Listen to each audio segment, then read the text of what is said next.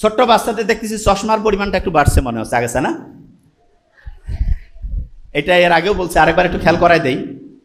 American যে হচ্ছে চক্ষু বিশেষজ্ঞ কমিটি আছে, ইউএস একাডেমি অফ অপথ্যালমোলজি, ওরা একটা রিপোর্ট দিয়েছে 2050 সাল, মানে এটা 2025, আর 25 বছর পর এইখানে যদি 500 জন স্টুডেন্ট থাকে, পাশাপাশি 2 জনের 1 জনের চোখে চশমা থাকবে। তার মানে 50%-এর চোখে চশমা। আমরা যারা একটু সিনিয়র, এদের চোখে চশমা তুলনামূলক কম। দেখেন তুলনামূলক, যে আপনি পার্সেন্টেজটা দেখেন, কারণটা কি সেটা বলি। এবং আমরা যখন ওই বয়সে ছিলাম তসমা আরো কম ছিল। এটা কেন হইলো সেটা বলি। ছোট্ট শিশুদের চোখের যে ক্যাপাসিটি, এটার চোখের এই যে দেখার জন্য একটা পেশি আছে, তা সেইটা ঠিকভাবে কাজ করার জন্য সূর্যের আলো লাগে। তুমি চোখটাকে যদি ঠিকভাবে কাজ করতে দিতে চাও, তাহলে তোমার প্রত্যেক দিন সূর্যের আলোতে 30 মিনিট থেকে 45 মিনিট থাকতে হবে।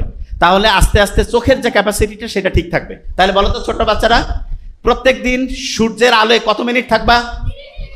দেখছেন কত স্ট্রং? 30 থেকে 45 মিনিট। আচ্ছা।